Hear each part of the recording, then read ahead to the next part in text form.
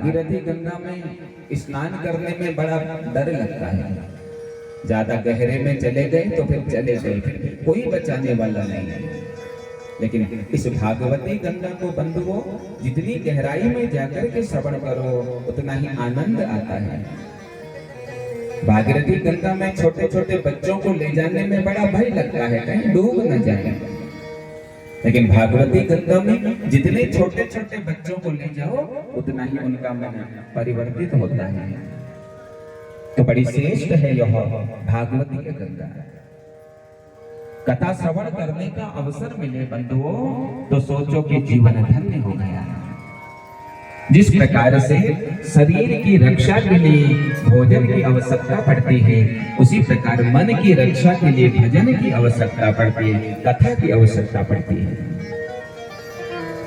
एक बार जो भाव से भगवान की कथा को श्रवण करता है उसकी प्रत्येक मनोकामना भगवान शंकर पूर्ण करते हैं।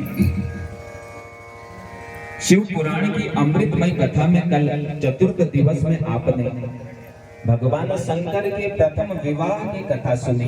भगवान शंकर का प्रथम विवाह प्रजापति दक्ष की बेटी सती से हुआ। दक्ष प्रजापति ने एक यज्ञ किया बंधुओं, और जब यज्ञ किया उस यज्ञ में भगवान शंकर का अपमान देख करके माता ने अपने शरीर को भस्म कर दिया।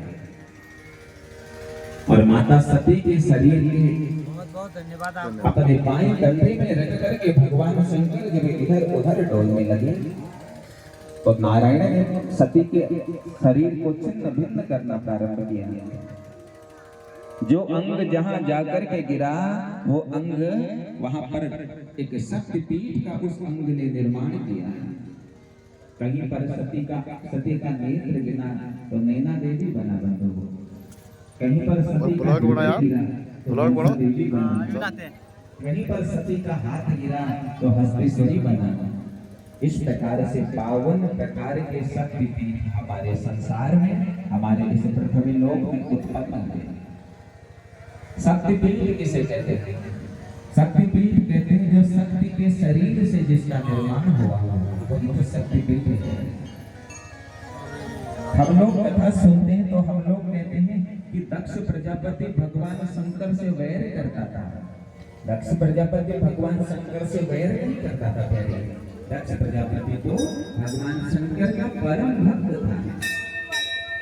संसार में शक्तिपीठों का निर्माण करना था, इसलिए भगवान ने ये लीला रची।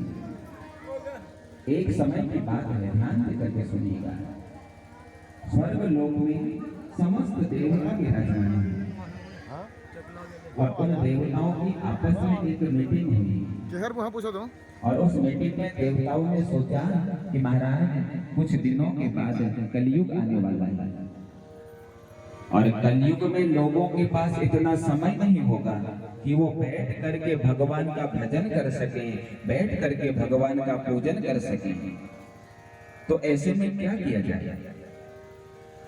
देवताओं ने कहा अगर एक काम हो सकता है, अगर संसार में शक्तिपीठों का अगर निर्माण हो जाए तो शक्तिपीठों का निर्माण होने से अगर कलयुग के जीव अगर एक बार भी उन शक्तिपीठों का दर्शन करेंगे तो उनकी प्रत्येक मनोकामना पूर्ण होगी। आज बड़ा सौभाग्य का विषय है, हमारे मध्य संत महामूर्तियां पधारी हैं और जिस यज्ञ में संत प्रवेश करते हैं वह यज्ञ निश्चित रूप से पूर्ण हो जाता है, क्योंकि मुद मंगल में संत समाजो जे जिम जंगम तीर्थ राजो।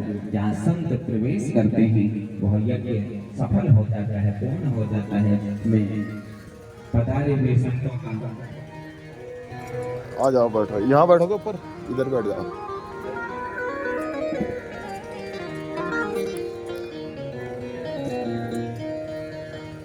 बैठो, आप बैठो। तो जिस यज्ञ में संत विराज जाते हैं, पधार जाते हैं, वह यज्ञ सफल हो जाता है।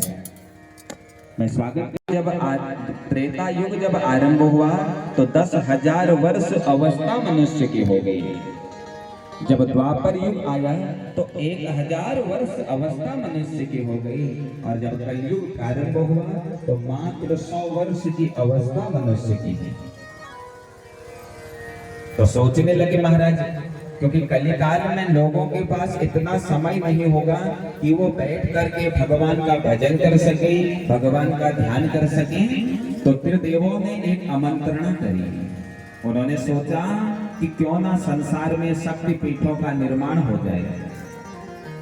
अगर संसार में शक्ति पीठों का अगर निर्माण हो जाएगा तो एक बार शक्तिपीठ का दर्शन करने मात्र से जीव का उद्धार हो जाएगा। लेकिन शक्तिपीठ का निर्माण कैसे हो महाराज?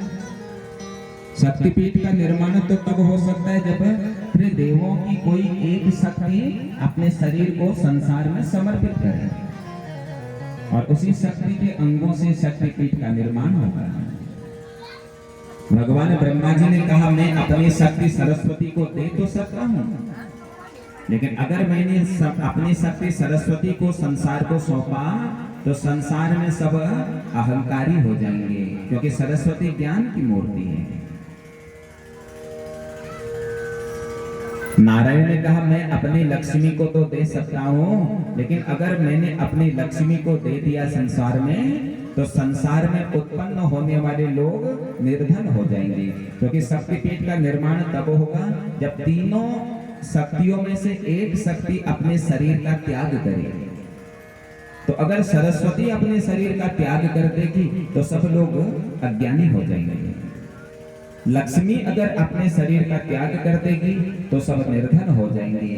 तो अंत तो गत्वा हमारे महादेव की तरफ सबने देखा, तो भगवान ने कहा, ठीक है, मैं अपनी आदि शक्ति को समाज में संसार में समर्पित जरूर कर दूंगा, लेकिन उसके लिए किसी को माध्यम बनना पड़ेगा जो मेरा अपमान करेगा। और मेरे अपमान को जब मेरी शक्ति सुनेगी, मेरा अपमान जब वह सहन नहीं कर पाएगी तो वह शक्ति अपने शरीर का त्याग कर देगी, और उसी शक्ति के शरीर से अनेक प्रकार के शक्ति पीठों का निर्माण होगा। अब माध्यम किसको बनाए महाराज? तो माध्यम बनाया है दक्ष प्रजापति को। दक्ष प्रजापति को जब माध्यम बनाया तो दक्ष प्रजापति भगवान से कहता है, भगवान मैं तो आपका भक्त हूँ और मैं आपका अपमान कैसे कर सकता हूँ, ये काम मुझसे नहीं होगा भगवान। तो भगवान शंकर ने दक्ष प्रजापति को एक माला दी, रुद्राक्ष की एक माला दक्ष प्रजापति को दे दी और कहा, दक्ष इस माला को तुम अपने कंठ में धारण करो, और एक बात याद रखना दक्ष, जिस दिन रात में तुम इस माला को पहन करके सो गए और अपनी स्त्री के साथ सांसारिक क्रीड़ा तुमने कर दी, तो उसी दिन से तुम मेरे बैरी हो जाओगे। अब दक्ष प्रजापति गले में माला पहन करके घर वापस लौटे महाराज। प्रतिदिन रात्रि काल शयन के समय में दक्ष प्रजापति अपने गले की माला उतार करके नीचे रख देते थे।